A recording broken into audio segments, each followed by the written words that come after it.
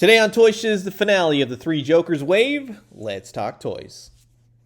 Welcome back, everyone. Toy Shiz here, and I am back yet again to give you guys another fresh look. And today we are totally checking out the new Batgirl from the Three Jokers line by Mcfarlane Toys, part of their DC Multiverse. This is standard DC Multiverse packaging, Three Jokers, backside to get a nice photo of the figure, and here's the barcode as well. I started finding these at Target, also Amazon are shipping them out now, so this is going to be fun. Sit back, relax, grab yourself a nice hot cup of coffee. This is a look at the brand new Batgirl from the DC Multiverse line, Batman Three Jokers by Mcfarlane Toys. And while I got all you jokers here, I just want to say thanks so much for always checking out my DC Multiverse videos. If you haven't already, please do consider subscribing. Old toys, new toys, daily news updates. I guarantee you'll find something here that you like. So we'll kick it off right and grab old Batgirl here. Now she comes with a kind of sort of Batman 89 kind of gas gun. That was kind of like a big art style for this comic book. It's okay, there's no paint. I kind of would prefer it minus the bat grapple on it, or have it to where it can be detachable in that sense. It's okay, it's just lack of paint on it that would really bring it to life. The Batgirl Batarang is cool. I think it works for the character. And then you have Batgirl herself, Barbara Gordon, and she looks pretty good, minus the fact that her eyes are off to the side. She's always looking off to the side, right?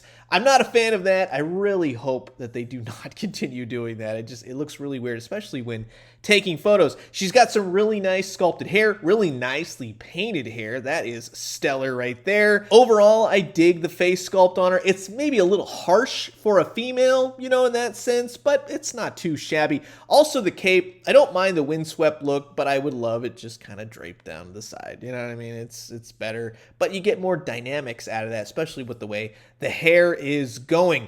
The costume looks cool. The bat ears. This is what I think of when I think Batgirl. Grays, black cape, yellow underneath, boots, yellow, all that kind of stuff. And she does have some really nice articulation to her, and it works well. You get the double jointed knees and double jointed elbows. You get the toe articulation. You can get her into a lot of poses, like she's kicking the Joker right in the face, right? Which, I mean, she smashes a camera in one of the Joker's face. This Joker, in fact. But you get the idea. She articulates well. And that's what most people are always looking for in more updated current action figures, right? Now, there is some reuse to her, most specifically in the legs, which we'll get to in just a second when I'll compare her to the prior Batgirl. But in all honesty, for this Three Jokers wave, one of my main nitpicks has always been scale. If you look at it in the totality of just this wave, I think that they did a great job in terms of scaling all of these particular figures together. Red Hood, even though if you look at him with other waves or other multiverse kind of situations, he's a little bit too short. I don't think she got your note there, buddy. When comparing her to the prior Batgirl, you see that, yeah, mostly the reuse comes in the legs. Otherwise, new sculpts, new upper torso. Of course, the insignia is all different. The gloves are different, which is nice to see. It's not too heavily reused. Yeah, it works out where she is actually shorter than the previous Batgirl. In terms of the figures, my least favorite of the wave is Red Hood. We can say all day that, yes, he doesn't come with his pistols. I think to really kind of offset that, maybe come with an unmasked Jason Todd, or have the Joker-inspired helmet where he kind of painted it up and gave him a Joker grin, something to that degree. And to really put this matter to rest, in whatever situation, whatever reasoning, whatever they think behind it, DC Comics, Warner Brothers, no more guns with the figures until further notice. And that's just the haps. When it comes to the villains of the wave, specifically Three Jokers, I think that the criminal Joker would be my least favorite, of course. Now, he does look good. I think he's got a nice face sculpt to him, but it's a lack of paint. Overall, he's just kind of humdrum. It's a guy in a suit, doesn't do a whole heck of a lot, and some extra accessories really would have brought this guy to life. Overall, in terms of this Batgirl, I'm very happy with her. I think that maybe just a little bit of paint here and there, that would have done wonders. But in either case, yeah, I'm happy with this Barbara Gordon. I really like the clown Joker, the more 70s wacky kind of Joker.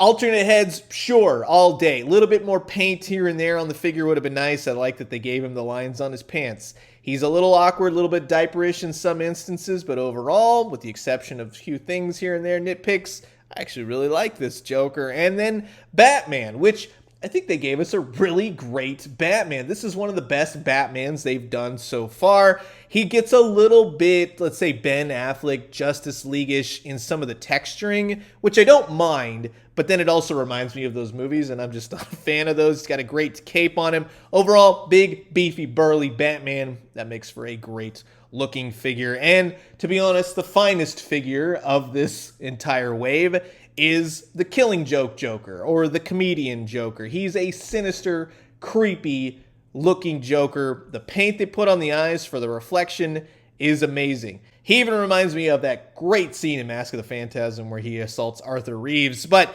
this Joker, even though the camera's a little bit too big, he is missing paint too in some instances, sure.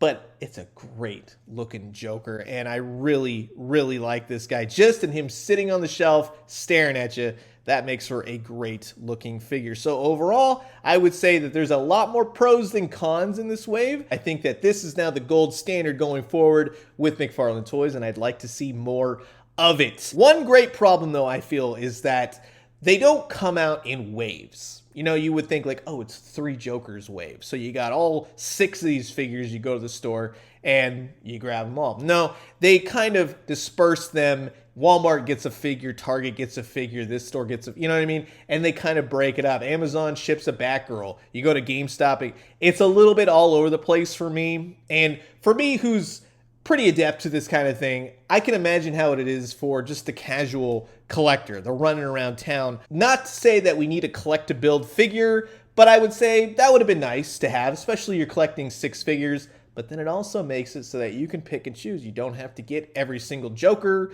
You can pick the Joker you want. You can pick the Batman, yada, yada. But I'm curious to know what you guys think about this 3 Jokers wave. Are they for you? Will you be grabbing? Did you already? Comment below. Let me know. Let's talk everything 3 Jokers. So I'm going to leave you guys with that. As always, drink some great coffee, eat some great food. But most importantly, remember now, here's a question I have, right? So Batman hops in the Mobius chair. The all-knowing, all-seeing Mobius chair. And he says, what's the Joker's real name? And it basically says, like, which Joker, right? So we all know that there's only one Joker. This story was made, there's a couple Jokers, right? All eras of the Jokers. The Mobius chair. You know what, Mobius chair? I don't trust you anymore. And when you do, let me know what you found. I'll talk to you guys soon. Adios.